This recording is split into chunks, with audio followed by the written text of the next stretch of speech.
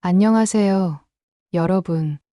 혹시 여러분은 단 한 통의 전화가 여러분의 인생을 송두리째 뒤흔들 수 있다고 생각해 보신 적 있으신가요? 68세의 박성우 씨는 그날 아침까지만 해도 그런 일이 자신에게 일어날 거라고는 꿈에도 생각하지 못했습니다. 평범한 아침 식사를 하던 중 울린 전화 한 통. 그 전화 속에서 들려온 것은 다름 아닌 아들의 절규였습니다. 아버지, 저 지금 납치됐어요. 과연 이것이 진실일까요? 아니면 교묘한 함정일까요? 40년간 교사로 근무하며 수많은 학생들을 가르쳐온 박성우 씨조차 혼란에 빠뜨린 그 끔찍한 하루, 여러분도 언제든 당할 수 있는 이 무서운 이야기를 통해 우리가 얼마나 조심해야 하는지, 그리고 진정한 위기의 순간에 어떻게 대처해야 하는지 함께 살펴보겠습니다. 지금부터 사라진 전화 한 통의 이야기를 시작합니다. 제 이름은 박성호, 68세입니다. 40년간 중학교에서 국어를 가르치다 은퇴한 지 3년째. 아내를 하늘로 떠나보낸 후 홀로 살아가는 평범한 노인입니다. 2023년 10월 17일 화요일, 제 인생에서 절대 잊을 수 없는 그날이었습니다. 그날도 평소와 같았습니다. 새벽 6시 30분에 눈을 뜨고 라디오에서 흘러나오는 아침 뉴스를 들으며 혼자만의 아침 식사를 준비했죠. 아들 지훈이는 벌써 회사에 갔을 시간이었습니다. 요즘 큰 프로젝트 때문에 일찍 출근한다고 했거든요. 지훈이도 참 고생이 많네. 혼잣말을 중얼거리며 따뜻한 미역국을 한 숟가락 더 넣는데 전화벨이 울렸습니다. 아침 8시 40분. 누가 이렇게 이른 시간에 전화를 할까요? 여보세요. 그 순간 제 온몸이 얼어붙었습니다. 아버지, 아버지, 떨리는 목소리, 울먹이는 소리, 분명히 우리 지훈이 목소리였습니다. 지훈아, 무슨 일이야? 왜 이렇게 목소리가? 아버지, 큰일 났어요, 저. 말을 제대로 잇지 못했습니다. 숨이 가쁜 소리와 함께 배경에서는 뭔가 으스스한 소음들이 들렸어요. 자동차 소음도 아니고 기계 소음도 아닌 뭔가 음산한 느낌의 소리들이 섞여 있었습니다. 지훈아, 진정하고 천천히 말해봐. 심장이 벌써 빠르게 뛰기 시작했습니다. 아버지, 저 지금 납치됐어요. 전화 너머로 뭔가 무거운 물건이 떨어지는 소리가 들렸습니다. 아, 놔줘요! 놔달라고요! 지훈이의 비명소리. 손에 들고 있던 숟가락이 바닥에 떨어졌습니다. 다리에서 힘이 빠져 의자에 주저앉았어요. 지훈아, 지훈아. 아무리 불러도 지훈이 목소리는 들리지 않았습니다. 잠시 후 완전히 다른 목소리가 들려왔습니다. 굵직하고 차가운 남자의 목소리. 여보세요. 박성호 씨죠? 네, 맞습니다. 우리 아들이 어떻게 된 거예요? 목소리가 떨렸습니다. 입 안이 바싹 말랐어요. 걱정하지 마세요. 아직은 안전합니다. 아직은 안전하다는 게 무슨 뜻입니까? 하지만 남자의 목소리가 더욱 위협적으로 변했습니다. 우리 말을 잘 들어야 계속 안전할 거예요. 온몸이 떨렸습니다. 40년간 교사로 살면서 이런 무서움은 처음이었어요. 뭘 원하시는 거예요? 현명하시군요.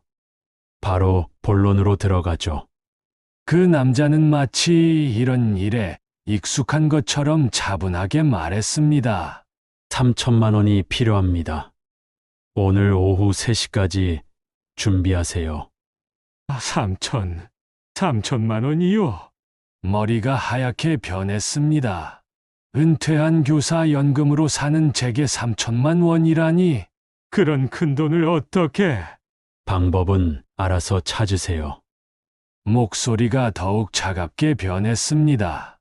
은행에서 대출을 받든 적금을 깨든 집을 담보로 잡든 그건 당신이 알아서 할 일이에요. 하지만 아들 목숨이 3천만 원보다 소중하지 않나요? 가슴이 찢어질 것 같았습니다.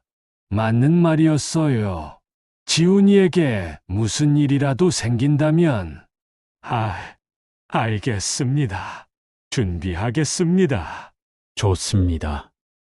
그런데 남자가 잠시 말을 멈췄습니다.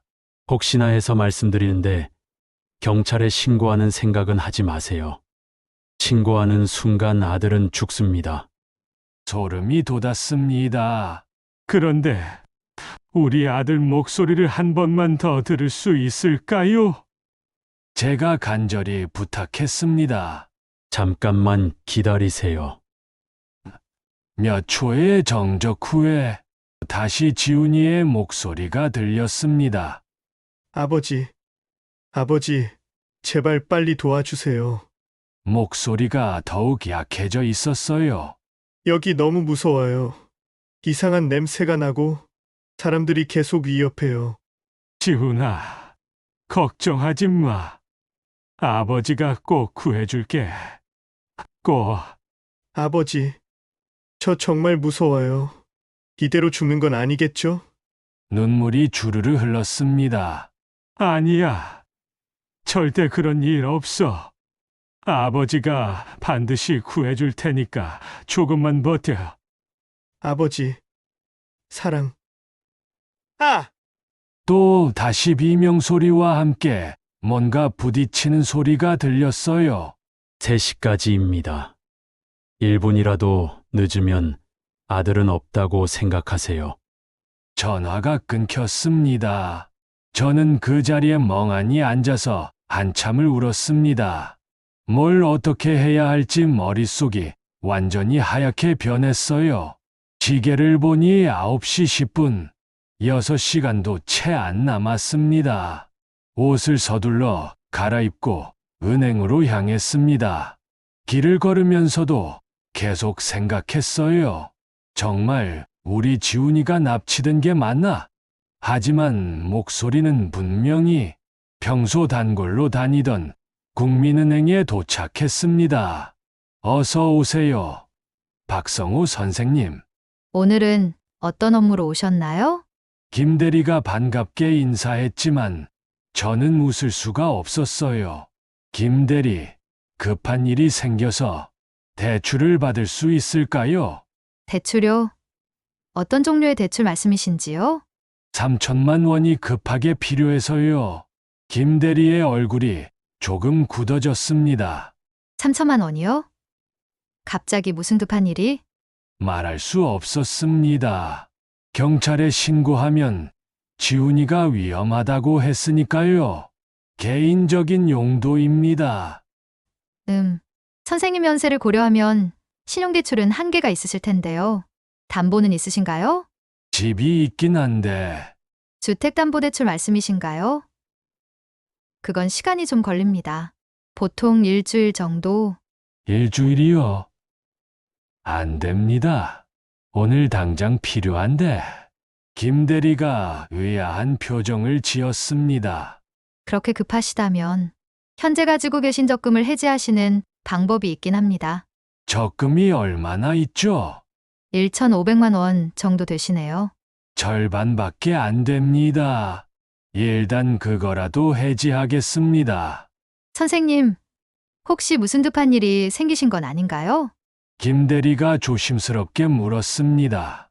요즘 보이스피싱이라는 사기가 많던데 가족이 위험하다며 돈을 요구하는? 아니에요. 제가 너무 큰 소리로 말했나 봅니다. 주변 사람들이 저를 쳐다봤어요. 제가 직접 들었는걸요. 우리 아들 목소리를. 적금 1,500만 원을 해지하고 집으로 돌아왔지만 아직 절반밖에 구하지 못했습니다. 집 안을 뒤져봤어요. 아내가 남긴 금반지, 몇 개 안 되는 귀중품들. 하지만 다 합쳐봐야 몇백만 원에 불과했습니다. 시계를 보니 벌써 12시, 3시간밖에 남지 않았어요. 그때 또 전화가 울렸습니다. 아버지, 또 지훈이 목소리. 이번에는 더욱 약해져 있었어요. 지훈아, 괜찮니? 아버지, 저 정말 무서워요. 이 사람들이 저를 계속. 지훈아, 걱정하지 마. 아버지가 지금 돈 구하고 있어. 정말요? 얼마나 구하셨어요? 지금 1,500만 원. 나머지도 곧. 그때 다시 그 남자 목소리가 들렸습니다. 시간이 별로 없는데요. 이제 3시간밖에 안 남았습니다. 알고 있습니다. 최선을 다해서. 최선으로는 부족해요. 확실히 구해와야 해요. 그럼 시간을 조금만 더 주실 수 없나요? 안 됩니다. 3시 정각입니다. 1분이라도 늦으면. 알겠습니다. 전화를 끊고 다시 생각해 봤습니다. 친척들에게 빌려야 하나? 하지만 갑자기 그런 큰 돈을 점심도 못 먹고 이리저리 뛰어다니면서 돈을 구하려고 했지만 쉽지 않았습니다. 그러다가 문득 이상한 생각이 들었어요. 왜 지훈이와 직접 대화를 오래 못하게 할까? 왜 경찰에 신고하지 말라고 그렇게 강하게 말할까? 아침에 김대리가 한 말도 계속 머릿속에 맴돌았습니다. 보이스 피칭. 하지만 목소리는 분명히 지훈이 목소리였어요. 40년을 함께 살아온 제 아들 목소리를 제가 모를 리 없죠. 오후 1시쯤 또 전화가 왔습니다. 어떻게 되어가고 있습니까? 그 남자의 목소리였습니다. 지금 2천만 원까지 구했습니다. 나머지 1,000만 원도 사실은 거짓말이었어요. 아직 1,500만 원밖에 없었거든요. 정말입니까? 그럼 아들과 잠깐 통화시켜드리죠. 네, 부탁드립니다. 하지만 지훈이 목소리는 들리지 않았어요. 아, 지금 기절해 있네요. 기절이요? 너무 무서워해서 쓰러졌어요. 뭔가 이상했습니다. 그럼 깨워주세요. 안 됩니다. 자극하면 더 위험해요. 그런데 용기를 내어 물어봤습니다. 우리 아들이 다니는 회사 이름이라도 말해보세요. 전화 너머가 잠시 조용해졌습니다. 그런 거 왜 물어보세요?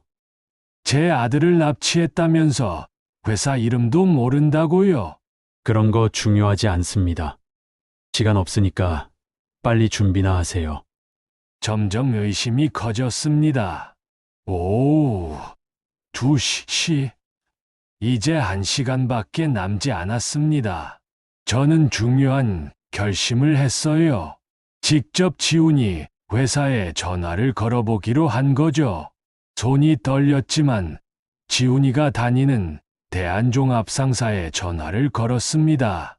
네, 여기는 대한종합상사입니다. 안녕하세요. 박지훈 과장 계신가요? 박지훈 과장님이요? 잠깐만요. 연결해 드리겠습니다. 심장이 터질 것 같았습니다. 만약 지훈이가 정말 회사에 있다면 네, 박지훈입니다. 지훈이 목소리였습니다.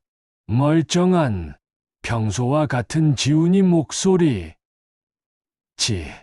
지훈아. 아버지, 왜 회사로 전화하세요? 무슨 일 있어요? 눈물이 주르르 흘렀습니다. 지훈이가 괜찮았습니다. 납치된 게 아니었어요. 지훈아, 아버지가 목이 메어서 말을 할 수 없었습니다. 아버지, 목소리가 이상한데 정말 괜찮으세요? 무슨 일 있으셨나요? 대지훈아, 너 지금 회사에 있지? 네, 당연히 있죠. 지금 회의실에서 프레젠테이션 준비하고 있었어요. 왜요? 회사에서 나간 적 없고, 네. 아침에 출근해서 계속 여기 있었는데요. 아버지, 정말 어디 아프신 거 아니에요? 아니야. 아무것도 아니야. 그럼 저 일 계속 할게요. 저녁에 전화 드릴게요.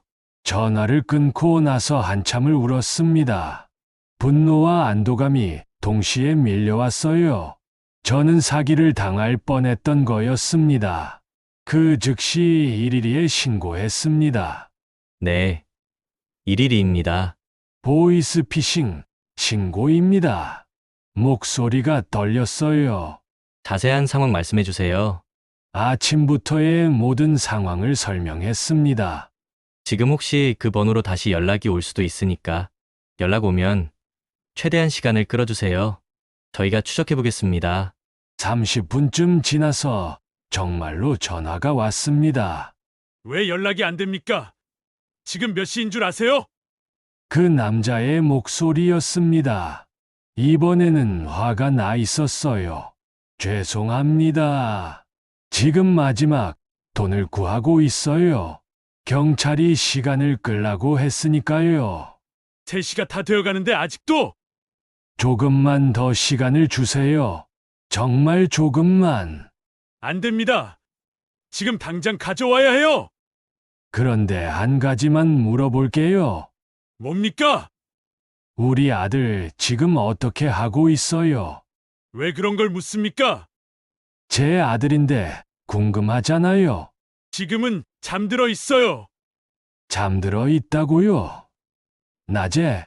너무 무서워해서 기절했다가 이제 잠들어 있어요. 그럼 깨워서 목소리라도 들려주세요. 안 됩니다. 왜 안 됩니까? 깨우면 더 무서워해요. 점점 화를 내기 시작했습니다. 아저씨, 제가 조용히 말했습니다. 네, 우리 아들 지금 회사에 있어요. 뭐라고요? 제가 직접 확인해 봤거든요. 회사에서 멀쩡히 일하고 있어요. 전화 넘어가 조용해졌습니다. 그러니까 당신은 사기꾼이에요. 전화가 끊겼습니다. 1시간 후 경찰이 집에 찾아왔습니다. 강수진이라는 50대 여형사와 젊은 남자 형사 한 명이었어요. 박성호 선생님이시죠? 정말 큰일 날 뻔하셨네요. 강 형사가 말했습니다. 어르신이 시간을 끌어주신 덕분에 번호 추적이 가능했어요.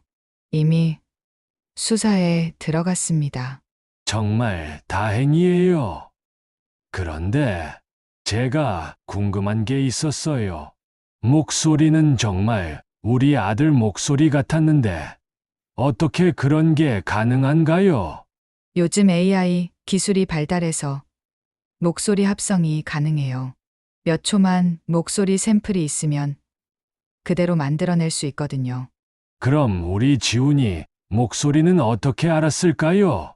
SNS, 유튜브 또는 전화 통화를 도청해서 수집했을 가능성이 높아요. 요즘 많은 사람들이 개인정보를 인터넷에 올리잖아요. 소름이 돋았습니다. 만약 돈을 보내셨다면 절대 돌려받을 수 없었을 거예요.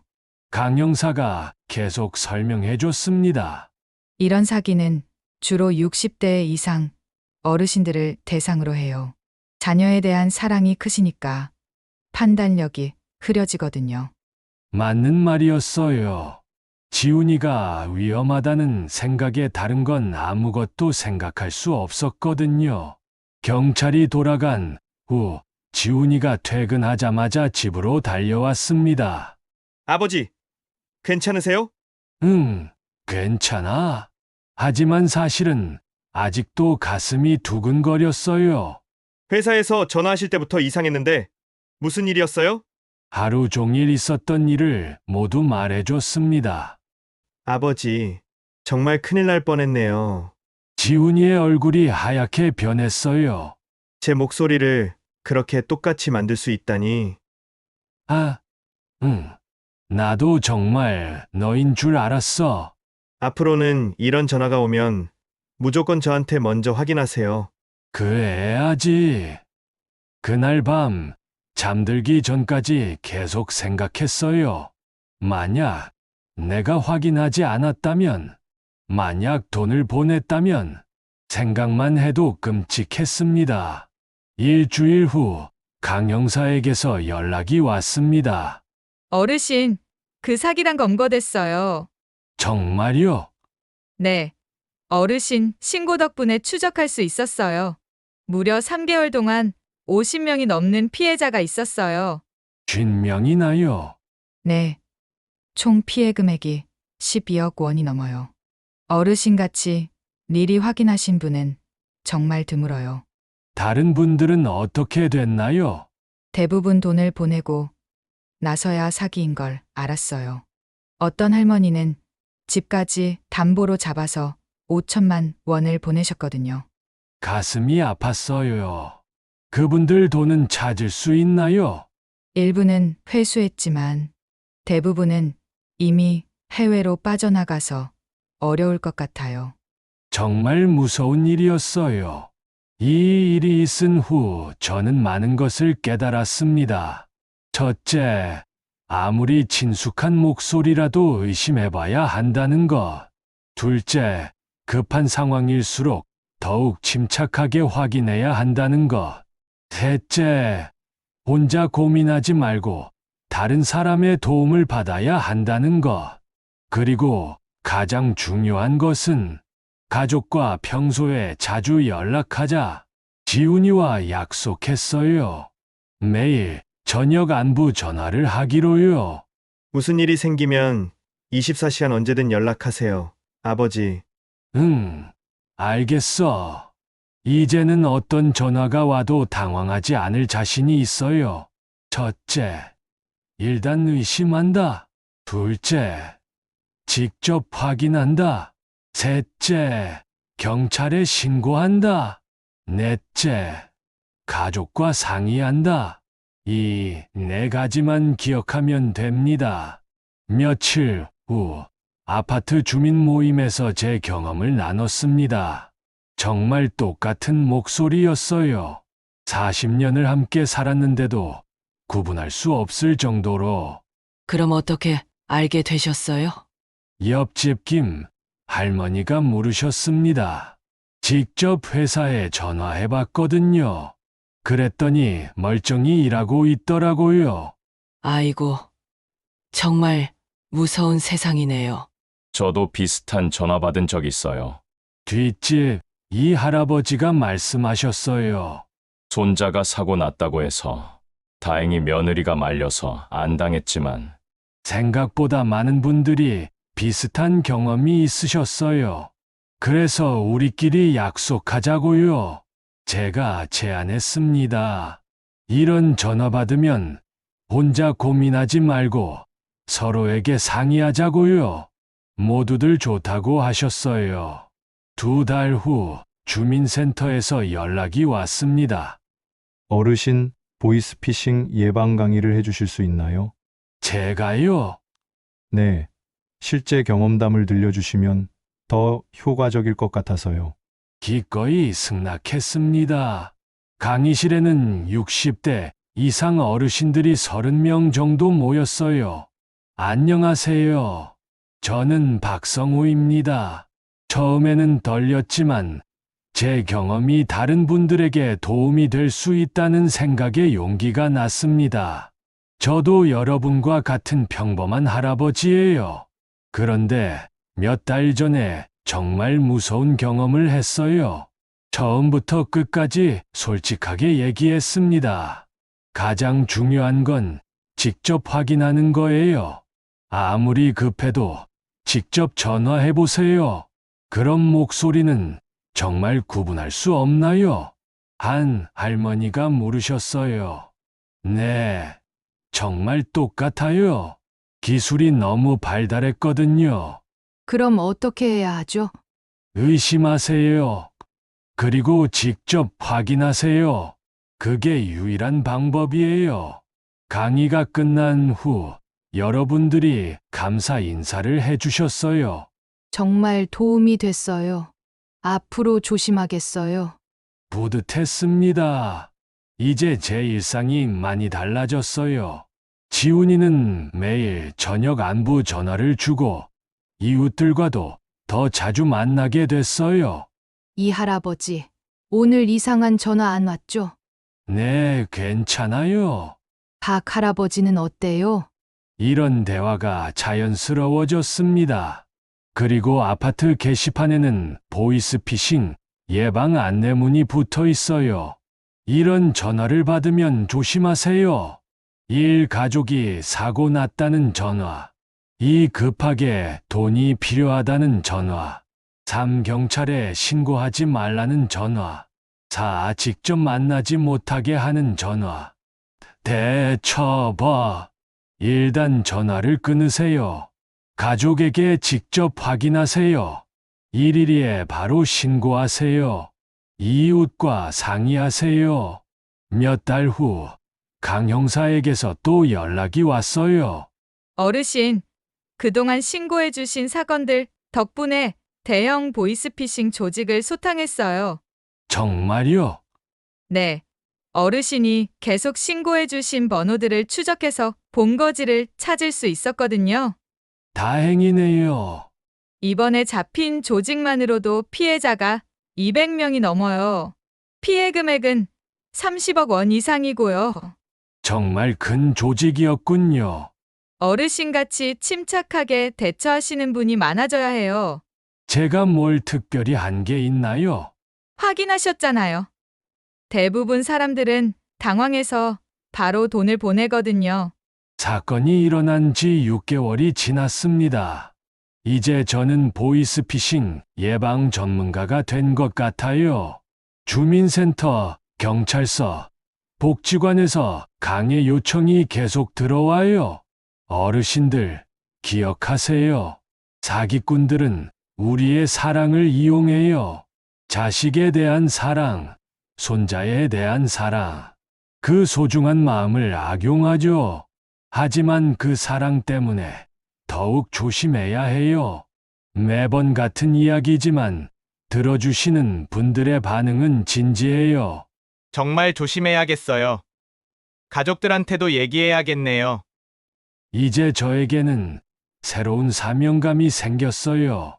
제 경험을 통해 다른 분들이 피해를 당하지 않도록 돕는 것. 할아버지 덕분에 조심할 수 있었어요. 실제 경험담이라서 더 실감이 나요. 이런 말씀을 들을 때마다 보람을 느껴요. 지훈이도 자랑스러워해요. 아버지가 정말 대단해요. 나쁜 일을 좋은 일로 바꾸셨네요. 그래야지. 나만 조심하면 뭐하니? 다른 분들도 조심하셔야지. 지금 이 이야기를 들려드리고 있는 시점에서 그 사건이 일어난 지 1년이 지났습니다. 그동안 저는 수십 번의 보이스피싱 전화를 받았지만 한 번도 당하지 않았어요. 왜냐하면 이제 원칙이 생겼거든요. 첫째, 어떤 급한 전화가 와도 일단 의심한다. 둘째, 반드시 직접 확인한다. 셋째, 경찰에 즉시 신고한다. 넷째, 가족이나 이웃과 상의한다. 이 네 가지 원칙만 지키면 누구든 사기를 피할 수 있어요. 그리고 무엇보다 중요한 건 평소에 가족과 자주 소통하는 것입니다. 지훈이와는 이제 매일 통화해요. 짧게라도 안부를 묻고 서로의 일상을 나눠요. 아버지, 오늘 하루 어떠셨어요? 좋았어. 너는? 저도 좋았어요. 내일 또 전화드릴게요. 그래. 이런 일상적인 대화가 최고의 보이스피싱 예방법이에요. 사기꾼들이 아무리 목소리를 똑같이 만들어도 평소 대화 패턴까지는 모르거든요. 여러분께 마지막으로 당부드리고 싶은 말이 있습니다. 나이가 들었다고 해서 사기꾼들의 먹잇감이 되어서는 안 됩니다. 오히려 우리는 경험과 지혜가 있잖아요. 그걸 활용해야 해요. 급할수록 천천히, 의심스러우면 확인하기. 이것만 기억하세요. 그리고 혼자 고민하지 마세요. 가족, 이웃, 경찰, 도움을 요청할 곳은 많아요. 마지막으로 여러분도 이런 전화를 받으시면 꼭 신고해 주세요. 한 사람 한 사람의 신고가 모여서 사기 조직을 잡을 수 있거든요. 우리 모두가 조심하고 서로 돕는다면 이런 나쁜 사기꾼들을 반드시 막을 수 있을 것입니다. 여러분, 긴 시간 동안 제 이야기를 들어주셔서 진심으로 감사드립니다. 오늘 이 이야기가 여러분과 여러분의 소중한 가족들을 지키는데 조금이라도 도움이 되었기를 바랍니다. 기억하세요. 우리는 결코 약하지 않습니다. 경험과 지혜로 무장한 우리가 더 강해요. 사기꾼들이 우리의 사랑을 악용하려 하지만 그 사랑 때문에 우리는 더욱 조심할 수 있습니다. 이런 소중한 이야기가 더 많은 분들께 전해질 수 있도록 오늘 영상이 도움이 되셨다면 좋아요 버튼 꾹 눌러주시고 구독 버튼도 눌러주세요. 그리고 댓글로 여러분의 경험이나 궁금한 점들을 나눠주시면 함께 이야기해 보겠습니다. 가족, 친구, 이웃에게도 이 영상을 공유해서 모두가 안전할 수 있도록 도와주세요. 다음에도 여러분의 안전하고 행복한 생활에 도움이 되는 좋은 이야기로 찾아뵙겠습니다. 오늘도 건강하시고 항상 조심하시고 무엇보다 행복하세요. 감사합니다.